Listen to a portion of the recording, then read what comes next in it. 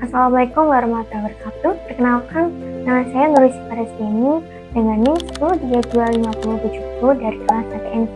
Pada kesempatan kali ini, saya akan memaparkan pemahaman saya mengenai integrasi, interkoneksi, serta penerapannya dalam jurnal kami dengan judul Integrasi Interkoneksi Psikologi, implementasinya bagi penyusunan buku ajar di program studi Psikologi Fakultas Ilmu Sosial dan Humaniora Universitas Kalijaga, Yogyakarta, karya Muhammad Amin Abdullah dan Waryani Fajaryanto. Teori integrasi interkoneksi merupakan paradigma ilmuwan yang dikembangkan oleh Profesor Muhammad Amin Abdullah sebagai upaya menghilangkan dikotomi antara ilmu agama dan ilmu umum. Menurut beliau, saat ini berbagai persoalan manusia semakin kompleks sehingga tidak dapat diselesaikan dengan hanya satu disiplin ilmu. Oleh karena itu, setiap bidang ilmu perlu saling berhubungan, saling berdialog, dan saling melengkapi agar menghasilkan pemahaman yang lebih utuh. Dan dalam paradigma ini terdapat 3 konsep penting. Yang konsep pertama itu adalah semi permeable. Istilah ini berarti bahwa setiap disiplin ilmu itu memiliki batas, tetapi batas tersebut tidak bersifat tertutup. Artinya,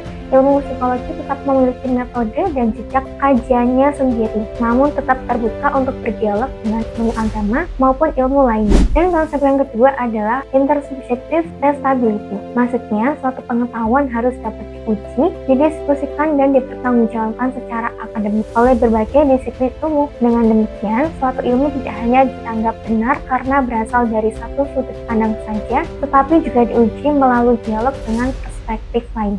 Konsep yang ketiga adalah creative imagination, yaitu kemampuan mengembangkan ide-ide baru melalui kerjasama antar bidang ilmu. Dengan adanya kreativitas tersebut akan lahir solusi yang lebih inovatif terhadap berbagai persoalan manusia. Penerapan paradigma pada jurnal yang saya temui tersebut itu tampak dalam penyusunan buku ajar psikologi. Materi psikologi tetap mengacu pada teori-teori ilmiah dari para ahli psikologi, namun pada setiap pembahasan juga dihubungkan dengan ayat Al-Quran, hadis, nilai-nilai Islam, serta perspektif ilmu lain yang berkaitan. Dengan demikian, mahasiswa memperoleh pemahaman yang lebih menyeluruh, baik dari sisi ilmiah maupun dari sisi moral dan spiritual. Sebagai contoh, jika mempelajari kesehatan mental, mahasiswa itu tidak hanya mempelajari teori psikologi mengenai penyakit dan penanganan gangguan mental, tetapi juga diajak memahami pentingnya nilai-nilai spiritual, pengendalian diri, sabaran, dan hubungan manusia dengan Tuhan sebagai bagian dari proses pembentukan kesehatan mental. Dan inilah bentuk nyata penerapan paradigma integrasi interkoneksi dalam pembelajaran. Dan menurut pemahaman saya, paradigma integrasi interkoneksi sangat relevan diterapkan di perguruan tinggi, terutama pada